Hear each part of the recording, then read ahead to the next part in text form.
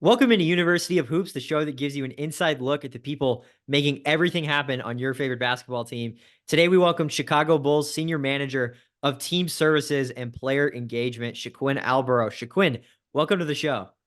Man, appreciate you having me. Super excited to be on, and always a pleasure to be able to talk and be a part of these things. So thanks.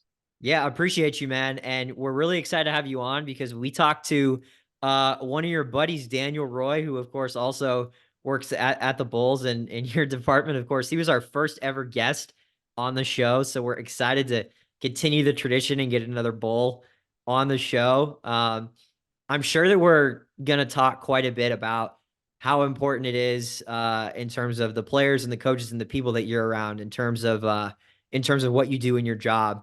But to start us off, can you just take us through a little bit about like what your day to day is like and what the job consists of and what that title means with the Bulls? Yeah, man, I think it's tough, man, because the day to day is very different, right? It's something that I love about the position. I love about the role. Like the day to day is constantly changing. I'd say the things that are consistent are like checking in with our guys, right? Like I tell people on the basketball operations side, there's a 98% of the people in this building like are focused on the plays, on court development, winning games, and I'm lucky and fortunate enough to be one of a few people in this building that really focus on who our guys are off the court and what they may be going through off the court and what everything else is that encompasses them.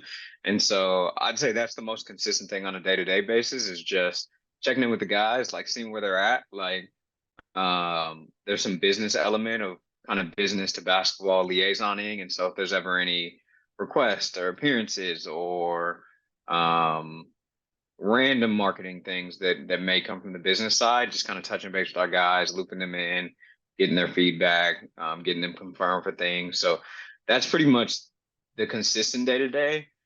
And then everything else is what it may be, right? You may be dealing with a shower head that needs to be updated. You may be dealing with a guy that we've just signed, right, and trying to get him relocated. You could be dealing with families and what they need, and so the day to day really changes, which is nice. It keeps me on my toes. It keeps it interesting, especially after 10 seasons. Like it's nice to not have a monotonous day to day, but the day to day is really really different depending on the roster you have, what's going on in that day, that week, that month. So yeah, it's hard to say what the day to day really looks like.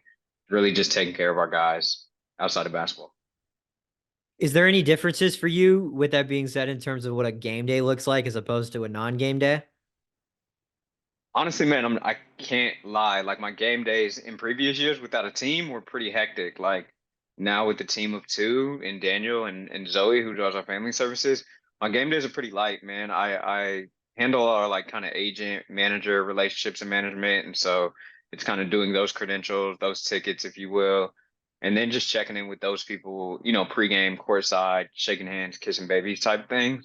And then just help them put out fires where they may be, right? Every now and then we'll have like a VIP guest or a player may need something game nights. But I would say Daniel and Zoe really carry the load on game days when it comes to kind of the day-to-day operation of what that looks like, which I can talk to. Zoe, right, handles all of our family services. So she does all of our family room stuff, any family credentials, any family ticketing, and anything that comes up in that realm, right? Like there's a ton of families at every game. And so everything from childcare in the family room to the food to the TVs to just the experience that people have coming into the game.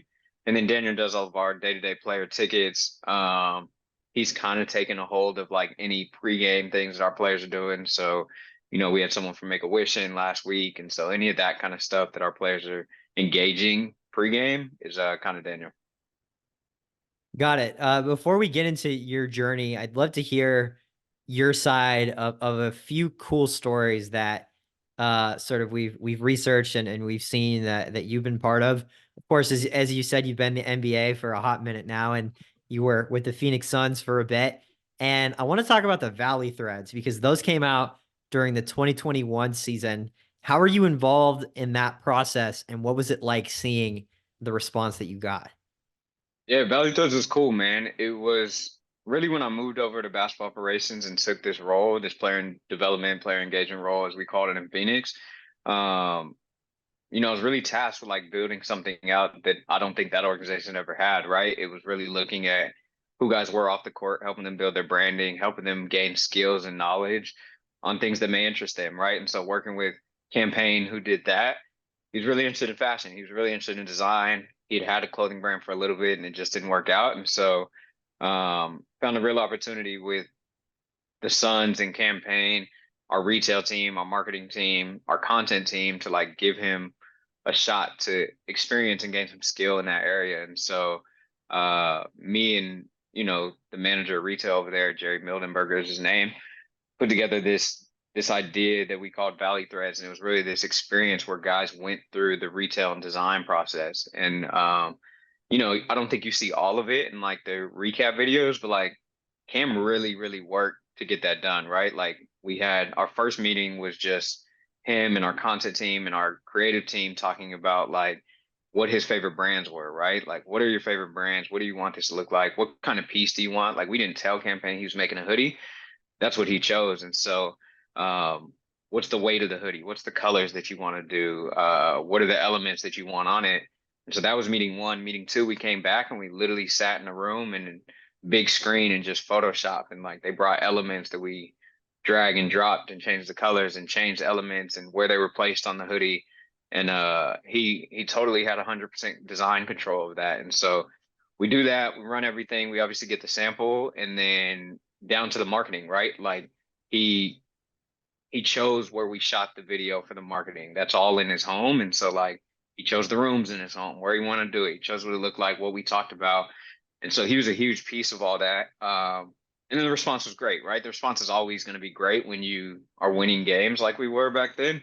And so it was great. I think those hoodies sold out like the same day and raised some money for charity. And it was really cool for the organization, but from my aspect, really cool for Cam, right? Like he walked away with it with what he felt like were valuable skills in the retail and design space.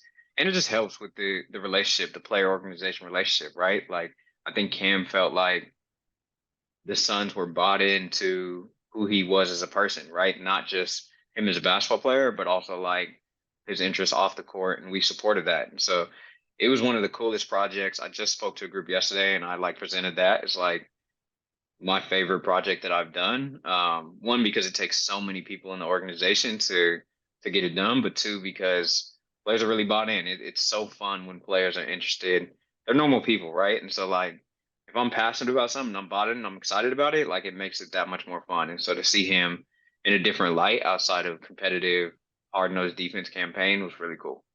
What's it like for you, and what has it been like for you in your career building genuine friendships and relationships with these guys? And I think that like that's part of what we're trying to do here at this show is not only obviously like, there are podcasts out there that have players on and stuff too, but like somebody like yourself who's really sort of the vehicle, if you will, in terms of like making a real effort like the campaign that you did in Phoenix to shine a light on the fact that these guys are human beings, because today in the media, I think now more than ever, it's just crazy like how, and I don't know what it is. I don't know if people just like they like never played or it's crazy because there are some former players that are out there that just like when they get done playing, then the way they talk about their brethren is like crazy. Um, Yep. so I say that all to say, like, as somebody who's on the other side of that, like you said, like you're focused on not only taking care of them, but like showing that like they're genuine people. So like what's it like for you building those relationships? It's good, man. Like I enjoy it. I've never been one to be like star stricken by anybody, and so like that's never been an interest of mine. I think first and foremost, like I have a job, right? And so like that's how I look at it first. It's like I got a job to do, and the bonus, the icing on the cake, the cherry on top is like if and when you get to build relationships, right? I work with a lot of guys. I work with hundreds of guys over the years. And I tell people all the time, like, again, they're normal humans. Some guys I don't click with on a friendship level or as long as we stay professional, right? Like, I mean, you're not gonna like everybody. And not that I've ever disliked any players, but like some guys I have a very professional relationship with, and it's a interesting league, right? Like you could build and build and build for a guy, and the next day they're traded, and everything you built, you either pass on to a new team, pass on to the agency, pass on to the player, or it just dissipates. And so, um, but it's cool, man. There are players that I've worked with around the league that I still keep in contact with, right? Like Cam Johnson, Mikal Bridges are guys that I really value our relationship when I get to see them. Obviously, we're in different cities and we don't see each other on a day-to-day basis anymore, but those are good dudes. And outside of basketball, right? Like it was really cool to be with them so long and get to know them as people, right? Mikal Bridges wanted to be a elementary school teacher. And so like just that oftentimes coaches and things don't even know these things about players, but spending the time that I do with guys, checking in at dinners, like it's really cool to get to know these dudes for people outside of basketball because basketball is such a small piece of who they are and what they do. Shquin, want to now kind of pivot and get into your journey and what you've been through to get to where you are today. Um, like being from Denver, Colorado, deciding to go to Arizona State in Tempe, Arizona. What went into that decision? And then take me through, your time there and how that propelled you to your first pro opportunities. Yeah, man, it's funny you ask because it's such a silly story. I grew up in Denver, Colorado. My dad passed away when I was 11, and so it was interesting. Very quickly, like you become this statistic, right? You go from two parent household to like black kid, single mom, a lot less money than you were making before, right? And so I tell people I think that's what like drove my competitive nature. And so I say that to say like I played basketball growing up. I was not only competitive on the court, but like I was competitive in the classroom. And even today I'm competitive every day when I show up to this building, right? And so um all that to say, like I got really good grades in high school. Like I was always trying to get out and grow and like beat the statistic that I kind of turned into. Um and so I get this scholarship from Bill Gates and his ex-wife, Melinda Gates, the Gates Millennium Scholarship, which basically pays for your undergrad, your master's, your PhD if you choose to do it at any school that you can get into. And so I graduated with like a 4.6, like a 32 on my ACT. And so I'm like, oh, I'm going to like Stanford. I'm going to like Harvard. I'm looking at UCLA. And at the time, my mom is dating a guy in Arizona. And probably when I was like a sophomore, I'm like, oh, I'm gonna go to school and be an architecture. Arizona State had a good architecture school. Um, but I'm not, it's long before I was a senior, and so I'm not thinking about it. And as I'm going through the process to go to school, me and my mom are really close. So she's thinking about moving to Arizona with this guy. And she's like, I thought you wanted to go to school in Arizona. You should come down there with me. I like she guilt trips me into like going down to Arizona. Um, and so I'm like, man, I don't know if I'm interested. I actually thought I was going to go to U of A. At the time, I just thought it was a better school, a little bit smaller. Um, and she swore it was like on the border. And so she's like, you're not going that close to the US Mexican border. Like, I don't feel comfortable. So I'm like, well, come on. Like, I don't party, I don't go out. Arizona State is not for me. Like, it's not a thing. And so, as weird as it is, Arizona State ends up reaching out because they are the only university in the nation that has a campus, and then on their campus they have a smaller campus for honor students. Barrett's the honors college, and so they call it the Harvard of the West. I think they ping that name themselves, and so they end up like Arizona State ends up like flying to Denver, and they're recruiting kids, right? Like for Barrett, and so they end up taking us to dinner, and like they make this whole pitch, and I'm like, all right, it's pretty cool. Like it's its own campus. Your class size is like 35 kids. You have your own cafeteria where they're serving like sushi and gelato every night. And so I'm like, all right, it's kind of nice. And then they like fly us out in like February. So it's beautiful, right? Like palm trees, palm walk. Like 70 degrees in February coming from Denver, like out the snow. Like this place is beautiful. People in Arizona are beautiful. Like campus is amazing. Um, So I'm like, all right, I can do this. Like, this might be kind of cool. On top of that, they've pitched that the academics at Barrett the Honors College are high and above like anything else, right? And so I think that made my mom feel comfortable. I'm all about the 70-degree weather. Um, And so like I'm like, all right, man, like let's do it. Let's go here. Obviously, I get accepted into Barrett in Arizona State, and then the funding is taken care of through the scholarship. So I decided to go, and I move out there in August, which is blazing hot. So they've played me already. I get out there and it's 120 degrees, and I'm like, what in the world did I move to? And then her and the guy break up. So she doesn't end up coming. My brother has a kid the same week I start college, and now she's a 40-year-old grandparent. And she's like, I'm not gonna 38-year-old grandparent. And she's like, I'm not gonna go anymore. And so at this point, I'm like stuck in Arizona by myself. I don't want to be here. Um, and I thought I was gonna transfer. I had an awful first year experience. Like I hated it. I went to the most diverse school west of Mississippi, high school, and so when I got to Arizona, it was very different, right? Politics are very different in Arizona to Colorado. The diversity looked very different on campus from what I was used to. And so I struggled my first year, but I quickly got into like coaching AAU basketball. And then when I thought I was going to transfer year two, the kids kept me there, man. Like I was enjoying that aspect of it, and that kind of kept me going. And then I studied abroad, and so I was out of Arizona twice because I studied abroad twice, and then by the time I got back, I started with the Suns, and I was okay. So that's kind of the story of how I got there and how I stayed, but it was not a traditional like this is where I want to go type story. Man, quite the story. Lots of twists and turns there. It's crazy how life works out though in the big picture. It can be hard to see it, in that short time, but then you look back on it in a longer sense and you're like, oh, okay, that's why things went this way and such. Speaking of which, how did you get in with the Suns? Another interesting one, man. Like when I went to college, I didn't know anything about the sports industry. It's not what I went to school for. I actually started, I thought I was going to teach. I had a big passion for like mentoring, and I actually didn't want to teach. I wanted to be an administrator. Like I thought I could go in and fix the education system and like make an impact in schools as an administrator. I thought there were better teachers, like day-to-day instructors, but I wanted to administrate. And there was kind of two issues that like changed everything.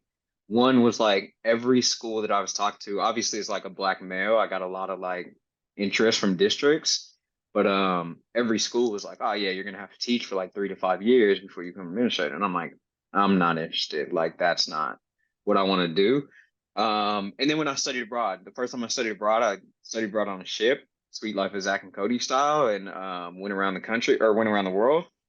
And as I traveled to different countries, I would like visit schools and education systems. And man, the way that some countries, even third world countries, like treated their teachers and the like respect they had for their teachers, by the time I got back, I'm like, man, I don't know that I want to be a part of the American education system, right? Like it's just not. We don't have the respect for teachers and educators that I think we should.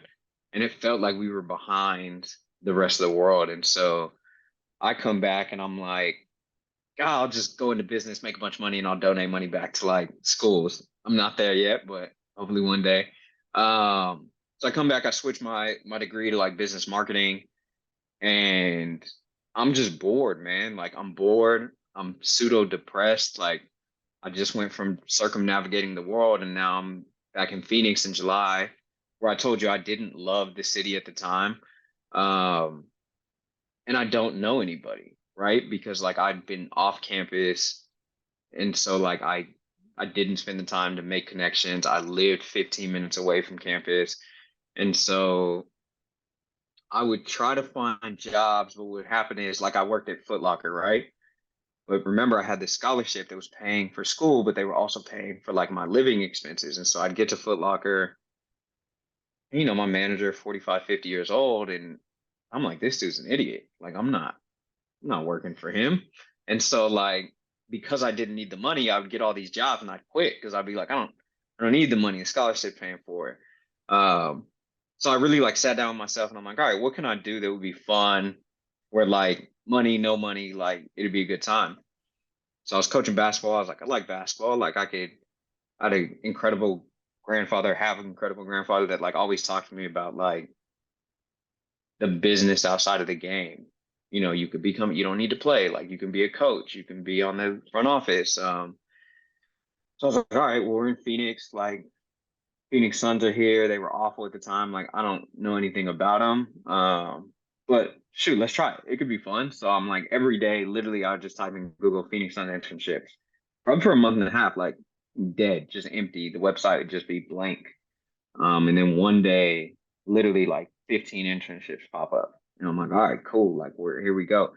So I read through them. I don't apply to multiple because I'm worried that like HR is gonna be like, nah, this guy has no idea what he wants to do. Like throw it away. So I get down to like community relations and public relations. At the time, they were one department, so these job descriptions look really similar. And I just flipped a coin. Like I was just like, all right, I'm flip a coin, apply for one. And thank God, because I would have hated public relations. Like the media, the interviews, like no interest in it, writing press releases, no interest whatsoever. So flip a coin, get CR, and I honestly just go through the application process. Like there's not much to it. My first interview, they kind of asked me what I knew about the team and the players, and I'm like, I don't. You guys are awful. Like, at the time it was like they were trying to re-sign Eric Bledsoe. They thought Archie Goodwin was going to be the next LeBron James, and I'm like, I don't know anything about you guys. Like, and honestly, I think it like helped me get the job because unbeknownst to me, CR was working closely with players, and the last thing they wanted was some fan boy coming in to like just be close with the guys. And so I'm like, I don't know anything. Like, I just want to work, whatever you guys need me to do. So I went through that, and as I'm going to the final stages, I end up coaching Tim Kempton's son. Tim Kempton, a former Phoenix Suns player, and at the time he was like a broadcaster for the Suns, and the CR department oversaw any like alumni broadcaster appearances and engagement. And so as I got to the final rounds, like they had asked Tim about me, they'd figured out that he knew me, and just asked Tim like how I was and as a person, how was my work, and Tim gave a raving review, and I think that kind of put me over the top. But yeah, that's how I got into it. I was literally just bored, depressed, like looking for something to do, without like having to do a dead end job that I would hate.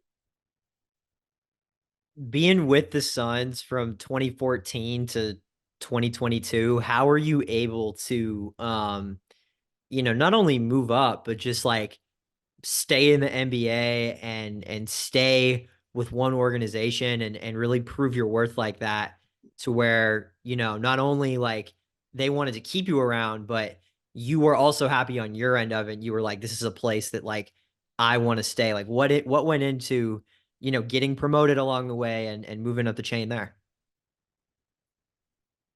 I think from the value standpoint, I tell people one thing I was really good at was like just doing what they wanted me to do and like being really good at that. When I hire people now or when I see younger people come to the industry, I don't want to say that because it's not about younger people. There are people that come into the industry and they're constantly looking for the next thing, right? My first job in Phoenix, they were like, "Hey man, we got an autograph session tomorrow. We need you to blow up 750 basketballs. That storage over there is really dirty. Can you organize it? We're terrible. We need to donate 4,000 tickets tomorrow to tomorrow's game. Find some nonprofits that'll use them." I never looked at alumni and broadcasting relations. I never looked at player relations. Like all I did was say, go into the storage, clean it, and then come back and say, hey, the process we have in our storage is really bad. Here's how I think we can fix it. Like we should have, it's going to cost this, but we should get racks that are labeled and have autograph items in different bins and to donations, right? We were when I got there, we were taking in donations via the mail. Like I didn't work there in the 90s. Like it was 2014. Like I'm like, there's platforms online where people just go and submit a request and it comes automated to us. And so like all I did was get really good at whatever my job was at the time. And from there, I think, people with the Suns would be like, oh, he's really good at this. Maybe he can do this now. And it wasn't always like roses and sunshine and butterflies, right? Like there were things they didn't like about me when I got there. I cannot sit at a desk to save my life. I hate it. Like if you tell me I have to sit down for 9 hours, 8 hours, sorry, it's just not going to happen. I can give you stints of 5, 10 minutes, and then I got to get up and like walk around and see people. And so like there were early years where they were like, dude, the perception that you give off by just like walking around the office, and I combated it a lot, right? Like it was, again, it was 2014, 2015. We had cell phones. Like, and I think that's what like balanced it. Like my work was really good and you could always get a hold of me. Like when I got to the Suns, we had phones at our desk, and I had IT like reroute my phone so if I didn't pick up at the desk, it went to my cell phone. And so like that was one thing that even if people didn't like the perception that I was giving off, the one thing no one could argue is that I worked my tail off and the outcome was always really good, right? Like um and so I think that helped me grow at the Suns. I think they were just like, man, this kid is good. And I had some down years, right, that were harder, like just harder to do the job. Um, that mixed with relationships. Like it's funny, I tell people the same thing that the organization didn't like about me at the beginning is the same thing that's gotten me so far, right? Walking around the office, I met everybody and everybody knew me. And so like you build these relationships, people know who you are, they know what you're doing, and they can vouch for you, right? And so whether it be people that are in meetings, I don't know, maybe there's a meeting where they're considering firing you, right? And if you got people that are like, whoa, no, he's solid, he's good, versus like, oh yeah, I don't even know who he is. Like, let's just get rid of him. It went big time. And then as far as staying there, it's an interesting question because I looked at leaving a ton before I got here. And it's normal things, right? Frustration with salary, frustration with titles, um, whatever it was. The one thing that the Suns always did, they gave me responsibilities. And that was really cool, right? Like as a coordinator, I was creating decade nights with our alumni, right? Reaching out to Steve Nash, Amari Stoudemire, and those guys. And so like regardless of what they've, and that's what I always told myself, right? Like I'll get to the pay. The pay will be fine eventually. I grew up broke, and so to be broke for a few more years didn't mean anything to me. And so like that's the one thing they gave me that kept me there. They always said, "Hey, it's your lane to run in. Like, what do you think? Create it. Do what you feel is right." Um, and huge kudos to that organization for allowing me to do that because I think at a really young age of 30, I've had a lot of experience to be able to like do things for right or wrong. You do things sometimes you're like, oh, that didn't work, but like at least they let me do it. So I feel like, and this is from the outside, and you can, correct me if I'm wrong here, but from the outside, it kind of feels and looks like the kind of job, like not your specific job now, but like you said, like having a team that you have now at the Bulls, right? It feels to me like when you started, right, like years ago, like that wasn't a thing. You know what I mean? And it feels like now every team, like that we and we're reaching out for this show, reaching out to people, seeing what people's job titles are, whatever. Every team, and you have to because of the day and age that we live in, and of course to take good care of the players. Like, don't get me wrong, like this is how it should be, and you should have these departments. Like what I'm trying to get at is it kind of feels like that didn't used to be the case, and it's kind of been like revolutionized, like over the past like 8 to 10 years or so. yeah, Um, you mean this department? like what you do. Like how have you, you got in there and at the ground level at the Suns, and like you said, it was, doing the basic things all the way up to reaching out to a Steve Nash, right? And coordinating a decades night, stuff like that to anything else that you did. Like um how have you seen the position in these departments come along? And am I right there in saying that like it's something that is, that's more prevalent now in the league than it was back then? Yeah, it used to look a lot different, right? Like it really, I tell people, and I don't know if this is the right term, I don't want to come off wrong, but I tell people like 10 years ago, this role was almost like a team mom, right? Like kind of a secretarial, like whatever you need, like, oh, you need a reservation at Applebee's tonight, like I got you, like I'll figure it out. And not that we don't still do some of that, but it shifted. And I think the league really shifted. Like you look at the NFL, right? The NFL is a league's league. Like the league really controls the players and what they do and kind of how they operate. we have very quickly become a players league and just the power and influence that our players have. And so I think there was this shift where like when I first started the Suns, like you just kind of told a player like, this is what you're doing, this is where you need to be. See there, bro. Here's a little sheet with a memo that tells you everything. Um, and then players understand they can say no. And so you're like, oh, whoa, like, okay, that's never happened before. Like, what do you mean no? And so, at the Suns, at least, where I saw the shift there, like we were telling players, like, you have to be here. This is an appearance you have to do. This is an obligation. And they'd either show up late, they'd not show up at all, or they'd be super unengaged when they got there. Right. And so, and I'm just talking the appearance standpoint, and I'll get to the bigger side, but like, and so a big shift that we saw when I like eventually I became like senior coordinator of player programs, the big pitch and shift I asked for was like, yo, I'll use community as an example. We used to say, hey, it's season of giving, Devin Booker, you're going to take these kids shopping at Dick's Sporting Goods store, whatever it's going to be. Where we made the shift is we said, okay, this isn't working, right? Like guys are showing up, they're not engaged, it's not looking good, they're late, they're not, whatever it is.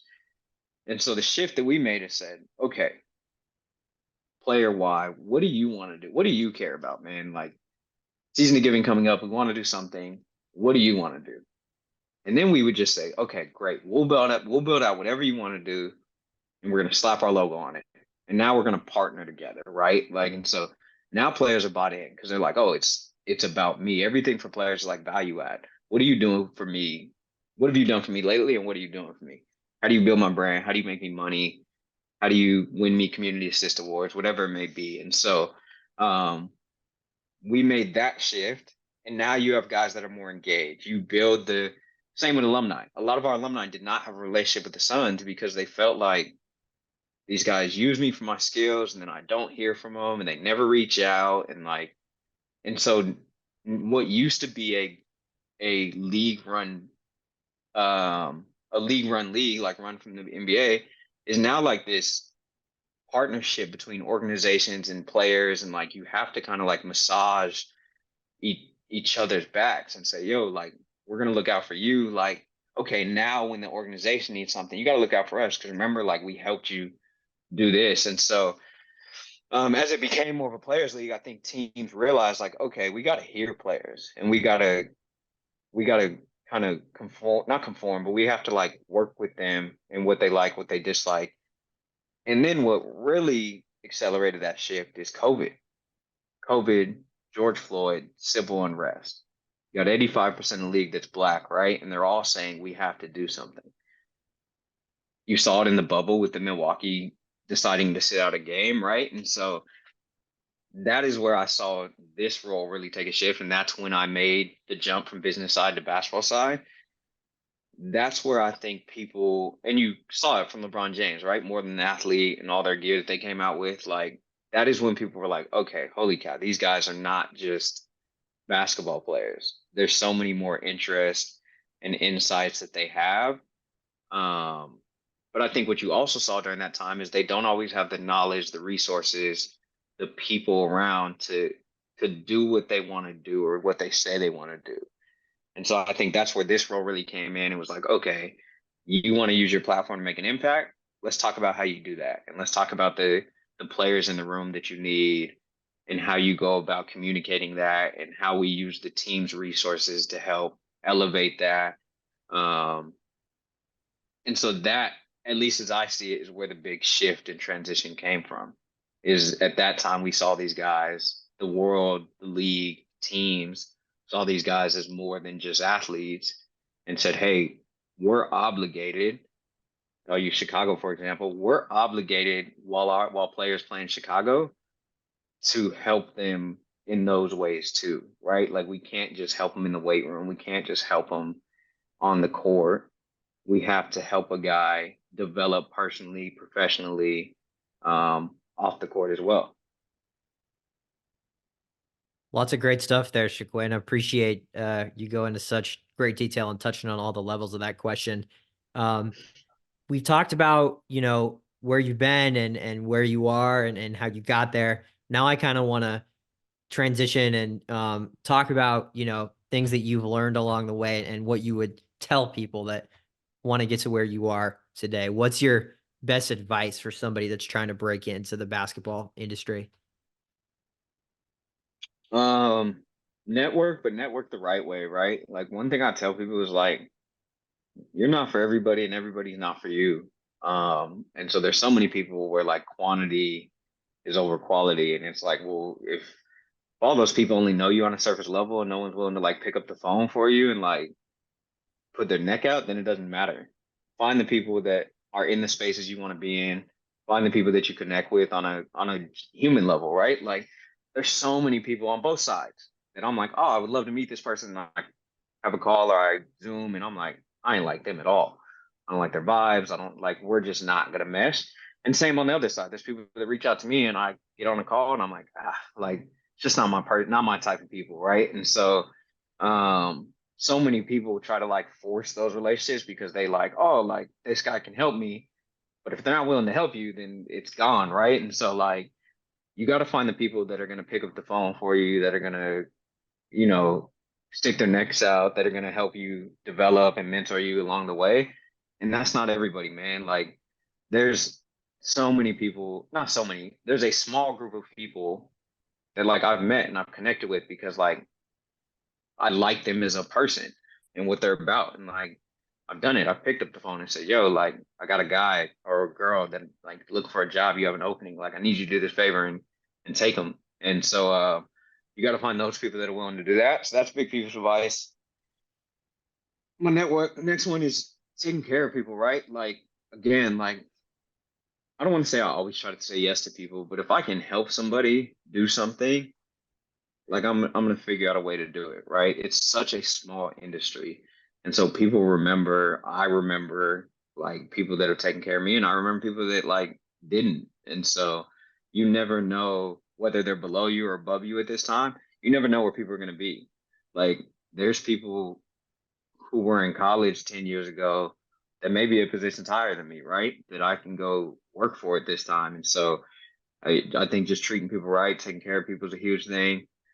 And then last thing is like figure out who you are outside of this and like what's important to you outside of it. Don't make this job your personality, right? Like you guys have seen my resume. I spent 6 years in Phoenix before COVID hit. And it wasn't until COVID that I realized every part of my life was tied back to the Phoenix Suns. Like I had no idea who I was outside of that job. And so COVID was interesting because it really took me like slowing down and saying like, all right, like who else am I? What else interests me? Like, do I have any substance outside of this job?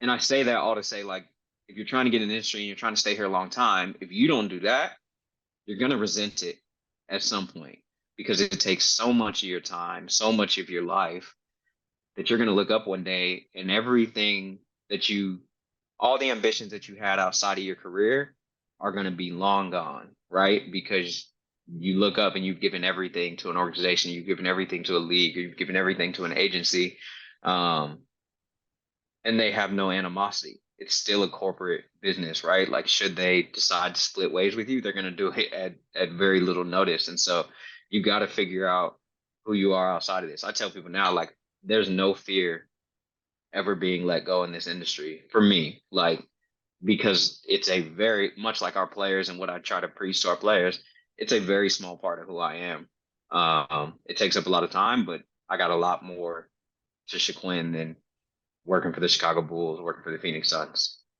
So those are my three biggest things I think advice wise trying to get in the industry.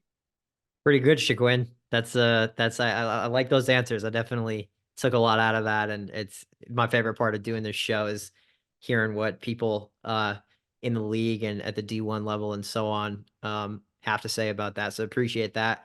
Um, I mean, given kind of like just the fact that you are in this role that isn't coaching, and isn't like front office, what would be your advice? Like, how can somebody like specifically sort of like get experience in those other ways if they want to, do something like what you do, or just doing anything other than the coaching or the front office? Because of course, just like the players, like those jobs are a lot fewer and far between, and I think that there are a lot of people out there that may not even know that it's a thing, and if they did, like they might want to pursue it. So, like, how can you get experience these days? You think?